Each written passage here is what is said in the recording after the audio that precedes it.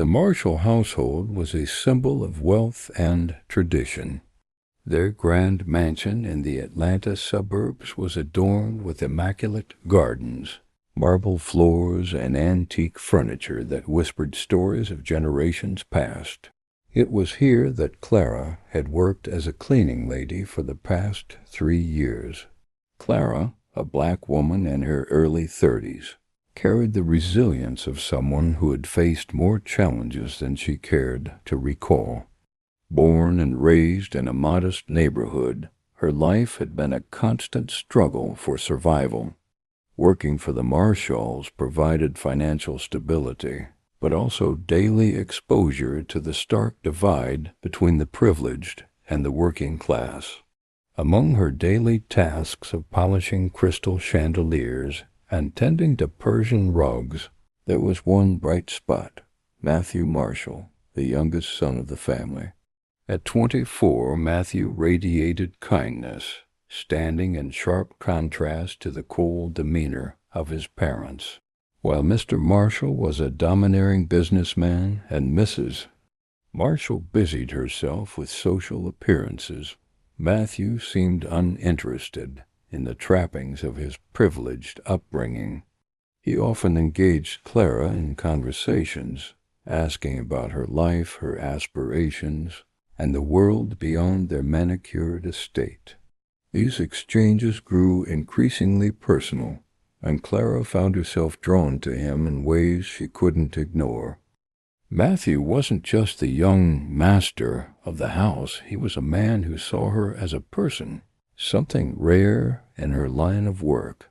But Clara knew that harboring such feelings was dangerous.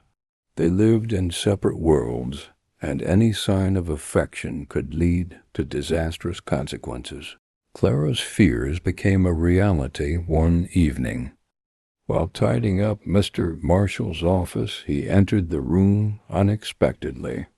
At first, she thought he had come for business, but the way he looked at her quickly dispelled that notion. "You're a very beautiful woman, Clara," he said in his deep, measured tone, his smile making her uneasy. "And hard-working, too." She tried to laugh it off, busying herself with her cleaning supplies, but he stepped closer. "There's no need to be afraid of me," he continued. "I could make your life much easier if you'd let me." His implication was crystal clear, and Clara's pulse quickened in alarm. "Mr. Marshall, I respect you and your family, but I think you're mistaken," she replied, her voice trembling.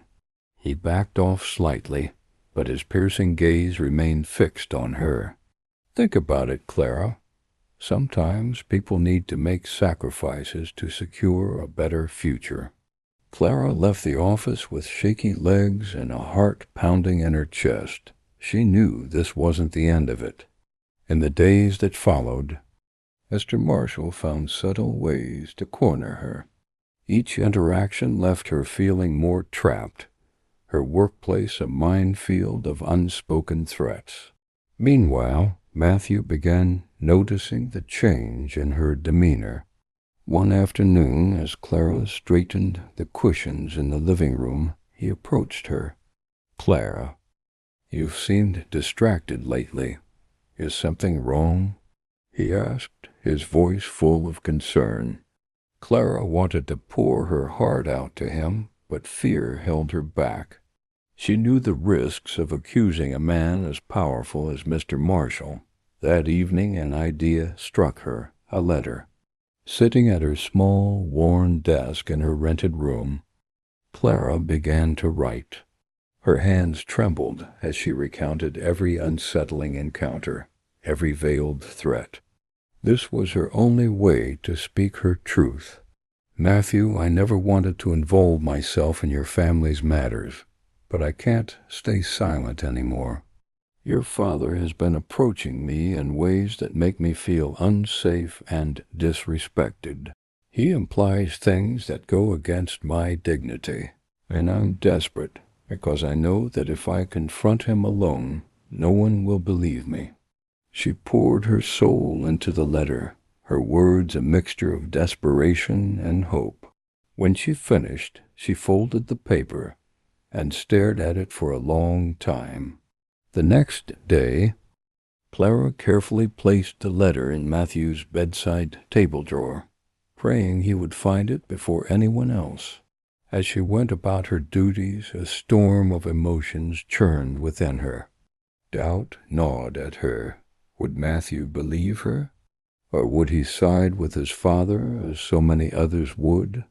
The mansion was unervingly quiet the next morning as Clara went about her duties.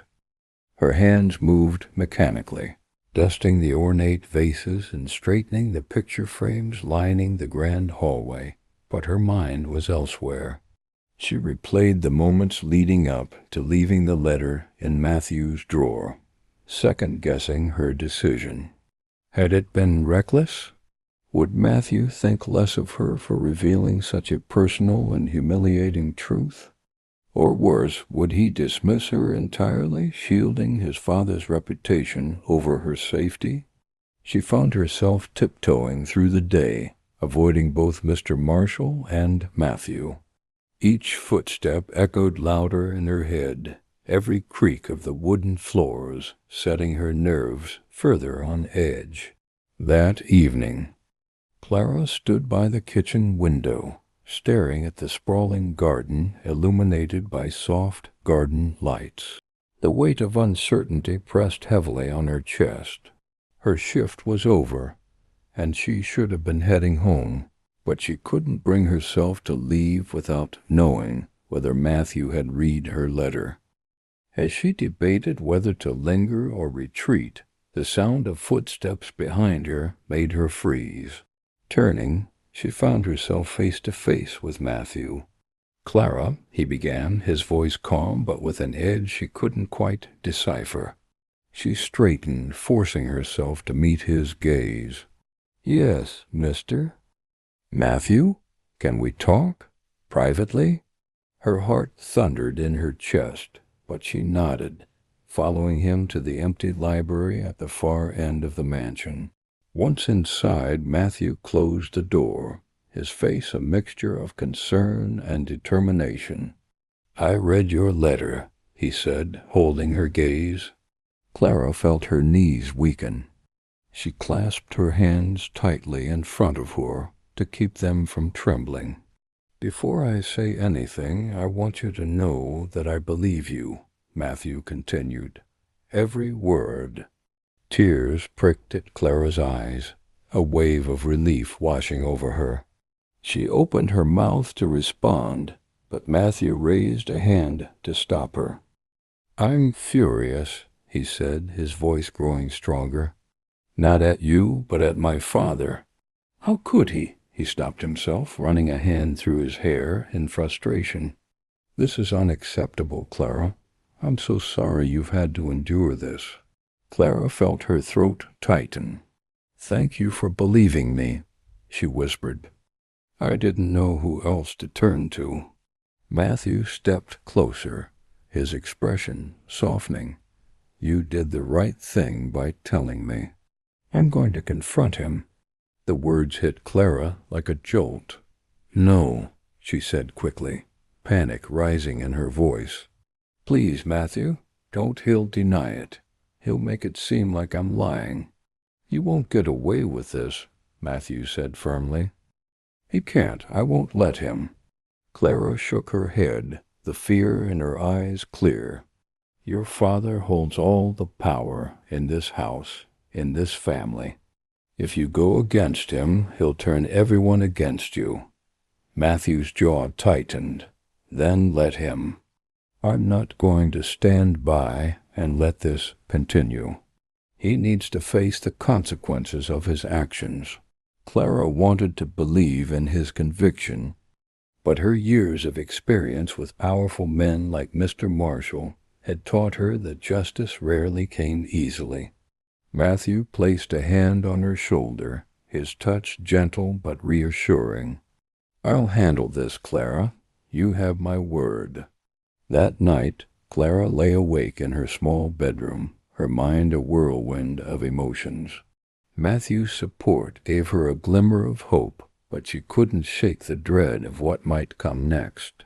She knew that confronting a man like Mr. Marshall could unleash consequences she couldn't begin to predict.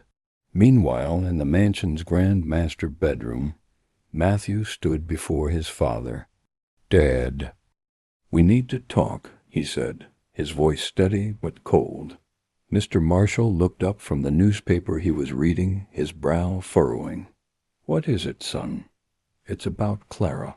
The mention of her name made Mr. Marshall stiffen ever so slightly, though he quickly masked it with a dismissive chuckle. "What about her?" Matthew's eyes narrowed. "I know what you've been doing." Mr. Marshall set down his newspaper, his face darkening. "I don't know what you think you know, but I suggest you tread carefully."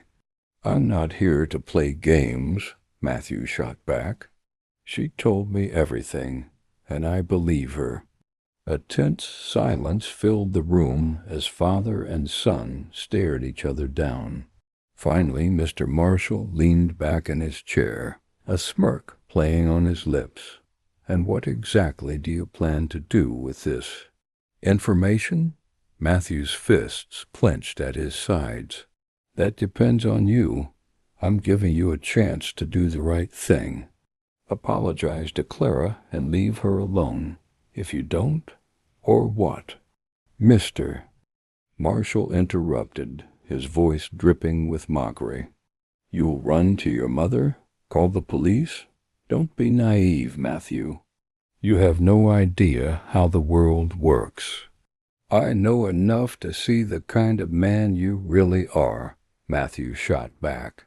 "And I won't let you ruin Clara's life or mine." The smirk vanished from Mr. Marshall's face, replaced by a cold, steely glare. "You're making a mistake, son, one that you'll regret." But Matthew stood his ground, his resolve unshaken. As the confrontation escalated, Clara remained unaware of the storm brewing within the Marshall household. All she could do was pray that Matthew's bravery would lead to justice and not destruction. The morning sun crept through the curtains of the Marshall estate, casting an unsettling glow over the house. Clara, clutching a feathered duster, moved through the halls, her ears tuned for any unusual sounds. She hadn't seen Matthew or Mr. Marshall since the previous night, and the air felt charged with an unspoken tension. As she dusted the grand staircase's mahogany railings, soft footsteps behind her made her freeze. Turning slowly, she saw Mrs. Marshall descending the stairs, her diamond necklace catching the light. "Good morning, Clara," Mrs. Marshall greeted, her tone polite but distant, as always. "Good morning, ma'am," Clara replied, bowing her head slightly. Mrs. Marshall paused at the foot of the stairs, studying Clara with a curious expression. "Is everything all right? You seem unsettled."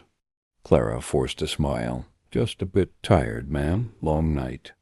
Mrs. Marshall nodded, apparently satisfied, and moved toward the dining room, leaving Clara with a pounding heart. The question lingered in her mind. Did Mrs. Marshall suspect anything? In the meantime, Matthew had been absent from the house since dawn. He drove aimlessly around town, his mind racing with everything that had transpired. His father's cold, dismissive words still echoed in his ears. "You're making a mistake, son, one that you'll regret." But Matthew refused to back down. He wasn't a child anymore, blindly idolizing his father. He saw the man for what he truly was, and it sickened him. Pulling into the parking lot of a small cafe, Matthew parked and sat in silence, gripping the steering wheel tightly. He had to figure out his next move. Confronting his father was one thing, but ensuring Clara's safety and justice was another. Back at the estate, Mr. Marshall was in his study, pacing. His confrontation with Matthew had rattled him more than he cared to admit. He had always been a man in control, a man whose power was unquestioned.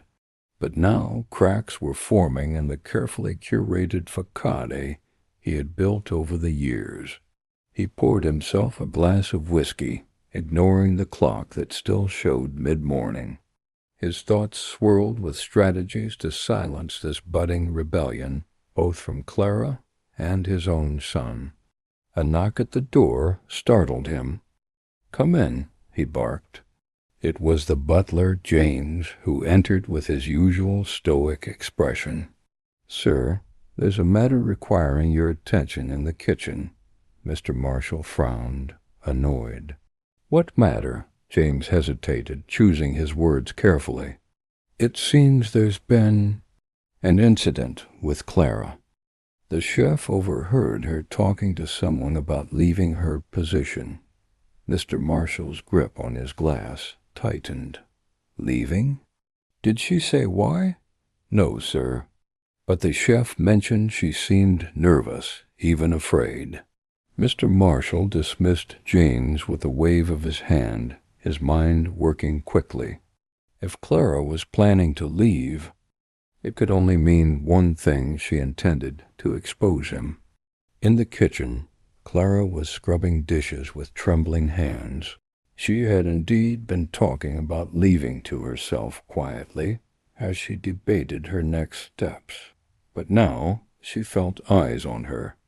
Every glance from the staff seemed heavier, more scrutinizing. "Clara," a voice called from behind her. She turned to see James, his expression unreadable. "Mr. Marshall wishes to speak with you in his study." Her heart dropped. "Now?" "Yes, now." Clara dried her hands on her apron, her pulse racing as she made her way to the study. She tried to steady her breathing, reminding herself that Matthew had promised to protect her. But in this moment she felt utterly alone.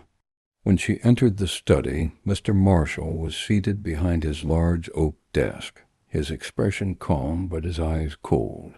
"Close the door," he said. Clara obeyed, her stomach churning. "Have a seat." He gestured to the chair across from him. She sat, clutching her hands in her lap to keep them from shaking. "I hear you've been considering leaving us," he began, his tone almost conversational. Clara swallowed hard. "I'm not sure where you heard that, sir, but—" "Don't lie to me," he interrupted, his voice sharp. "I've given you more opportunities than most would. A roof over your head, a respectable position. And this is how you repay me?" Clara felt a spark of anger rise within her, but she kept her tone steady. "Respectable? Sir, with all due respect, I don't feel safe here." Mr. Marshall leaned forward, his eyes narrowing. "And why is that, Clara? Because you've filled my son's head with lies?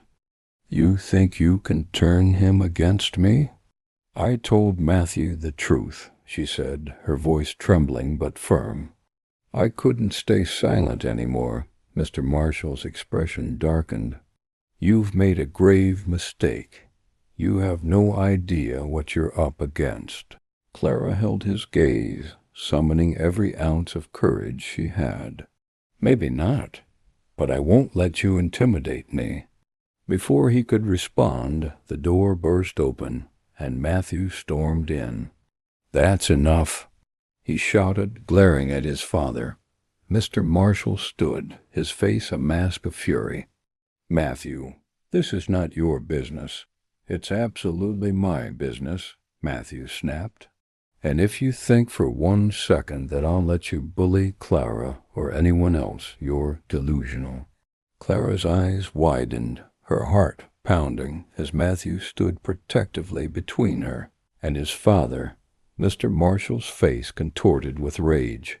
"You're throwing away everything for a servant?" "I'm throwing away nothing," Matthew retorted. "But you're losing everything." your integrity, your family, your humanity, and you have no one to blame but yourself." For the first time, Mr. Marshall seemed at a loss for words. Matthew turned to Clara, his expression softening. "Let's go," he said, holding out his hand. Clara hesitated for only a moment before taking it, allowing him to lead her out of the study. As they left, Mr. Marshall sank into his chair, the weight of his actions crashing down around him.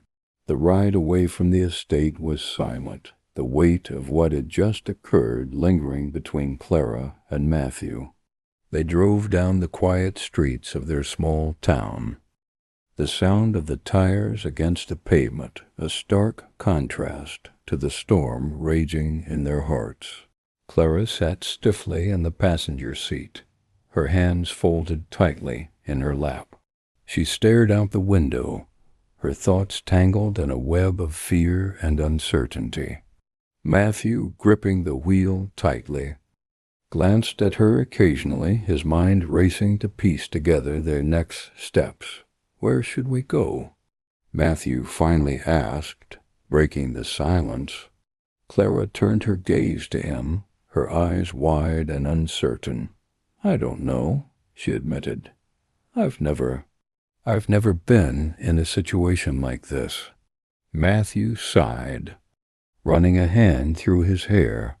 "I have a friend, Ethan. He's out of town, but his place is empty, and I have the spare key. We can stay there for now." Clara nodded, though the idea of intruding on a stranger's space made her stomach twist. Still, she trusted Matthew more than anyone else at this point. As they pulled into the driveway of a modest but cozy house on the outskirts of town, Clara felt a sliver of relief. It wasn't the Marshall estate with its imposing walls and suffocating atmosphere. This house, though unfamiliar, felt safer. Inside, Matthew set down a bag he had hastily packed before leaving the estate. He turned to Clara, his expression softening. "Are you okay?" Clara hesitated, then nodded. "I think so. It's just a lot." Matthew stepped closer, his gaze steady. "I meant what I said back there. I'll protect you, Clara. You don't have to face this alone." She looked at him, her eyes shimmering with unshed tears. "Why are you doing this for me?" He paused, his expression thoughtful. "Because you deserve better than what my father put you through, and because I care about you." Clara's breath hitched, her heart pounding. She didn't know how to respond to his honesty, but the warmth in his eyes made her feel something she hadn't allowed herself to feel in years. Hope. Back at the Marshall estate, the atmosphere was tense. Mrs. Marshall had noticed Clara's absence, and whispers among the staff hinted at something more significant than a simple resignation. She found Mr. Marshall in his study, his face shadowed and brooding. "Where is Clara?" she demanded, her voice sharp. Mr. Marshall didn't look up. "She's gone." "Gone?" Mrs. Marshall's voice rose. "What do you mean, gone? And where is Matthew?" "He left with her," Mr. Marshall admitted, his tone laced with bitterness. Mrs. Marshall's face paled. "What have you done, Robert?" He finally met her gaze, his eyes dark with anger and regret. "What I had to. But it seems our son has chosen sides." Mrs. Marshall shook her head, disbelief etched into her features. "You're tearing this family apart." Mr. Marshall said nothing, but the weight of her words hung heavily in the air. At Ethan's house, Clara sat on the couch, clutching a cup of tea Matthew had made for her. The warmth seeped into her hands, a small comfort amidst the chaos. "Do you think he'll come after us?" she asked quietly. Matthew sat across from her, his expression serious. "My father doesn't like losing," but I won't let him hurt you." Clara nodded, though her fear lingered. I don't want you to lose your family because of me." "You're not the one tearing this family apart," Matthew said firmly. "He is." They sat in silence for a moment, the only sound the ticking of the clock on the wall. Finally Clara spoke again. "I want to tell the truth. To everyone. Not just you." Matthew's eyes widened. "You mean—" "I want people to know what he's done," Clara said, her voice steady despite the fear in her chest. "He can't keep getting away with this." Matthew reached across the table, taking her hand in his. "Then we'll do it together." Unbeknownst to them, Mr. Marshall was already devising a plan of his own. He couldn't afford for Clara to expose him. His reputation, his business, his entire life depended on maintaining control. As he paced his study, a sinister idea began to form. He would stop at nothing to silence her, even if it meant crossing lines he had never crossed before. But in his haste to protect himself, he underestimated the strength of the bond forming between Clara and his son, bond that would soon challenge everything he thought he knew about loyalty, love, and power. Clara woke up to the soft morning light filtering through the curtains of Ethan's guest room. The previous night had been a blur of anxiety and restless thoughts, but for the first time in what felt like forever, she felt a flicker of hope. Matthew was already awake, seated at the small dining table with a laptop open. The faint smell of coffee lingered in the air. He looked up as Clara entered the room, his face lighting up with a warm smile. "Morning," he greeted. "Morning," Clara replied, her voice hesitant but grateful. She sat across from him, her hands wrapping around the mug he had set out for her. "I've been thinking," Matthew began, leaning forward slightly. "If we're going to tell the truth about my father, we need to be smart about it." Clara nodded. The weight of their decision pressed heavily on her chest. "What do you have in mind?" He turned the laptop toward her, revealing a list of local legal aid organizations and journalists known for exposing injustices. "We need someone who can help us document everything and make sure it doesn't get buried." Clara's stomach churned. The idea of sharing her story with strangers was terrifying. But Matthew's determination was infectious. "Do you think they'll believe me?" "They will," Matthew said firmly. "And if they don't, I'll make them. You're not alone in this, Clara." Her eyes glistened with unshed tears as she nodded. Back at the Marshall estate, Mr. Marshall's mood darkened by the hour. He had made calls to his contacts in law enforcement and the media, ensuring his narrative was the one that would be heard if anything leaked. But there was one variable he couldn't control: his son. "Where is Matthew?" He barked at a housekeeper who cowered under his glare. I don't know, sir," she stammered. Mrs. Marshall, overhearing the exchange, stepped into the room. "This has to stop, Robert," she said, her tone firm. "You've already driven him away. Are you going to destroy what's left of our family?" "I'm protecting what's mine," he snapped. "And at what cost?" "Mrs." Marshall shot back. "You think people won't find out?" "Matthew knows the truth. Clara knows the truth.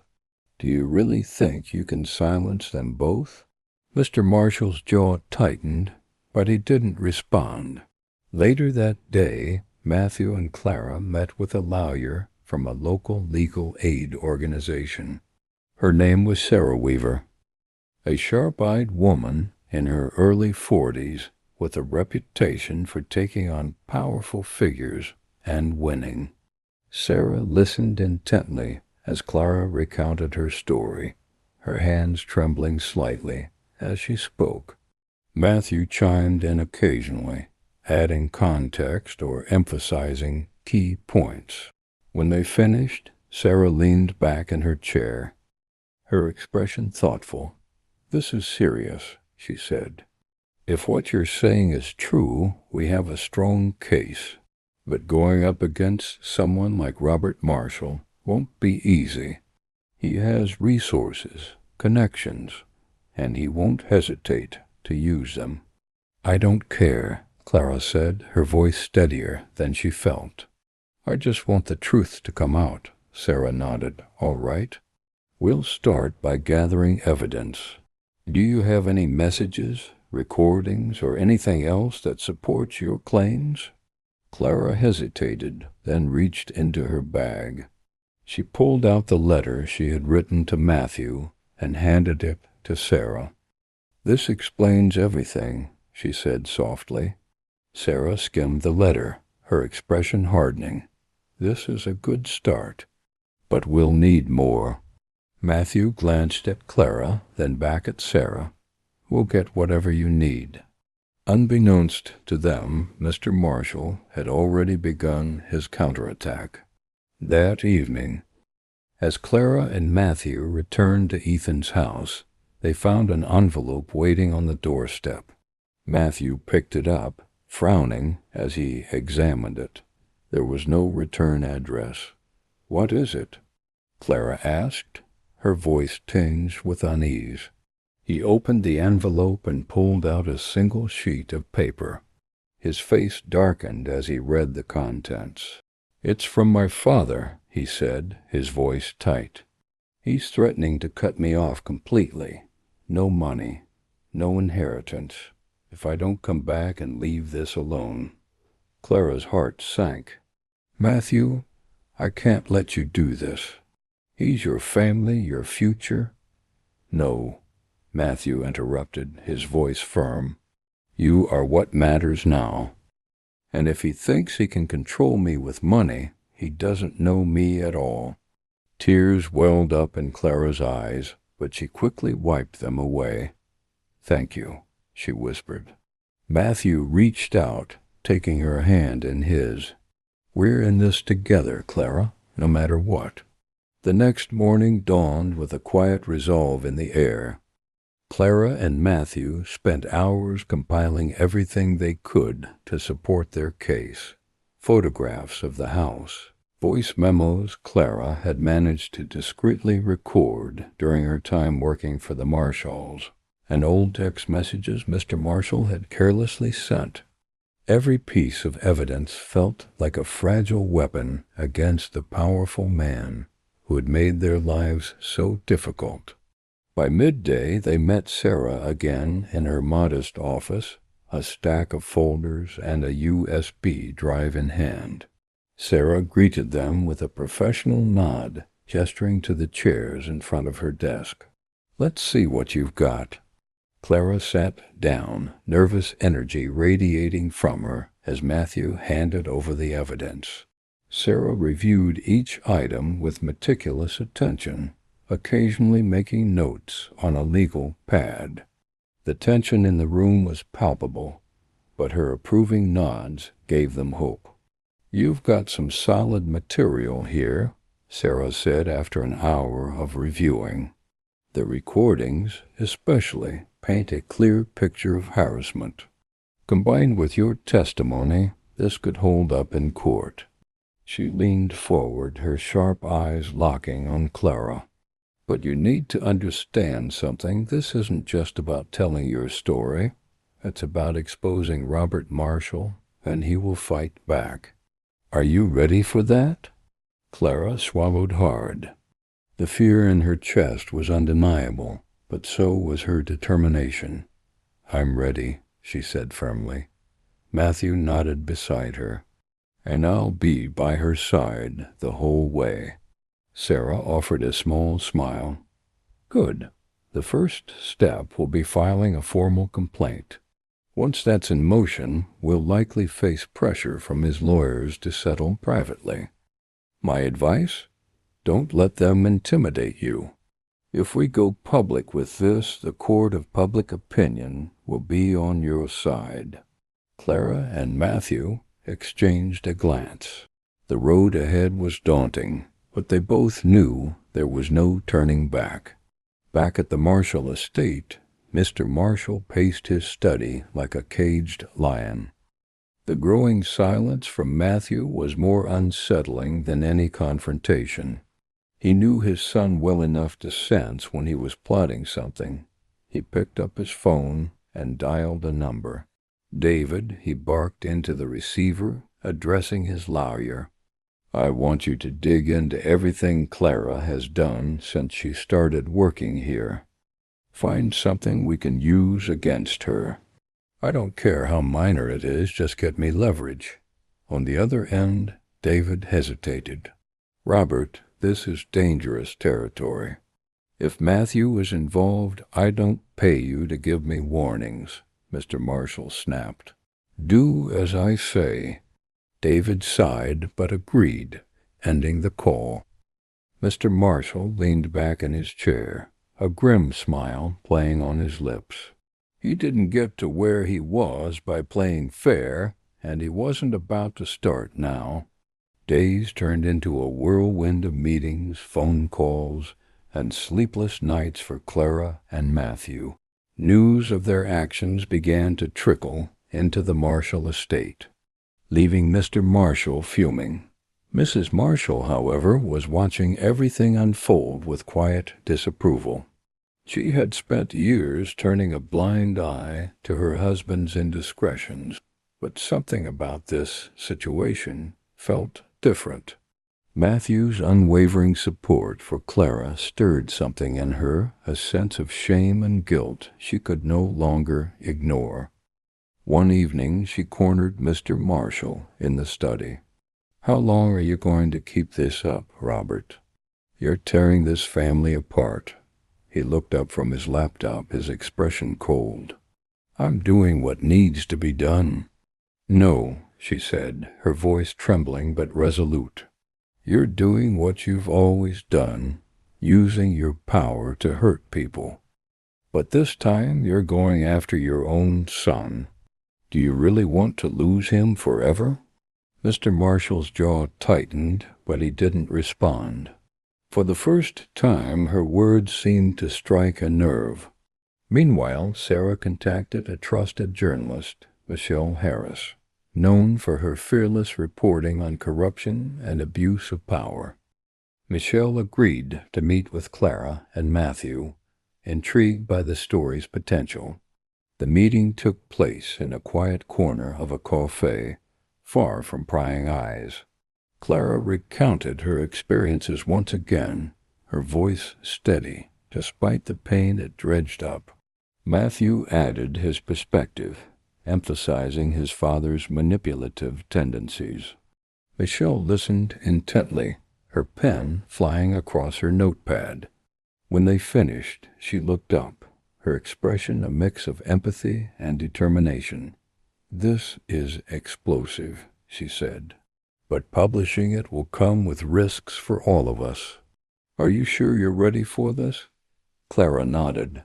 "People need to know the truth." Matthew squeezed her hand under the table. "We're ready," Michelle smiled. "All right, let's expose him." As the article took shape, whispers of the impending scandal began to circulate. Mr. Marshall's lawyer discovered the leak and rushed to warn him. "Robert, we have a problem," David said during a hastily arranged meeting. "There's a journalist involved. If this goes public, there's no containing it." Mr. Marshall's face darkened. "Then we'll make sure it doesn't go public." But even as he said it, a gnawing sense of unease crept in. For the first time, he realized he might not be able to control the situation, or the people he had underestimated for so long. The morning the article went live, Willow Heights was rocked to its core. The headline read, "Power and Prejudice, the Dark Secrets of Robert Marshall." Clara's face, blurred for anonymity, appeared beneath it, alongside damning details of her ordeal, and Mr. Marshall's abuse of power. The piece was thorough, exposing not only his treatment of Clara, but also other questionable practices in his business dealings. Michelle Harris had outdone herself, weaving a narrative that was impossible to ignore. The response was immediate. Social media platforms lit up with outrage, and local news stations quickly picked up the story. By midday, the Marshall family's name was plastered across every major outlet. At the estate, Mr. Marshall stared at his phone, the screen glowing with angry comments and calls for accountability. His once unshakable confidence faltered as he realized how deeply the story had penetrated public consciousness. Mrs. Marshall entered the room, her expression unreadable. "The damage is done, Robert. You can't bury this." He slammed the phone onto the desk, his face red with anger. "They think they can destroy me. I built this family, this empire. You destroyed it the moment you thought you were untouchable," she said, her voice quiet but firm. "And now the world knows who you really are." Meanwhile, Clara was inundated with messages of support. Women from all walks of life shared their own stories of workplace harassment, praising her bravery for coming forward.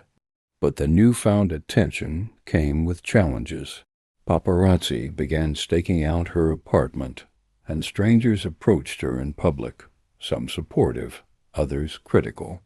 It was overwhelming, but Clara held her head high, bolstered by Matthew's unwavering presence. That afternoon, they met Sarah in her office to discuss the next steps. "The public response is in your favor," Sarah said. "But this is far from over.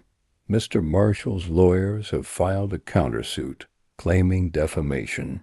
Clara's stomach sank. "Defamation? He's the one who—" "I know," Sarah interjected. "But this is a classic intimidation tactic. They want to drag you through the mud, hoping you'll back down." "I won't," Clara said, her voice steady. "I've come too far to let him silence me now." Matthew reached for her hand, his grip reassuring. "We'll fight this together." At the Marshall estate, tension reached a boiling point. Matthew confronted his father in the study, his voice filled with a mix of anger and disappointment. "How could you stoop so low?" Matthew demanded. "Suing Clara after everything you've done to her? Do you even hear yourself?" Mr. Marshall glared at his son. "She's trying to ruin me, and you're helping her. Do you have any idea what you're doing to this family?" "I'm saving it," Matthew shot back. "From you." The words hung in the air, a sharp blade that cut through Mr. Marshall's defenses. "You're my son," he said after a long silence, his tone softer but no less manipulative. "You should be on my side." Matthew shook his head. "I can't stand by and watch you hurt people anymore. This isn't about sides, Dad. It's about doing what's right."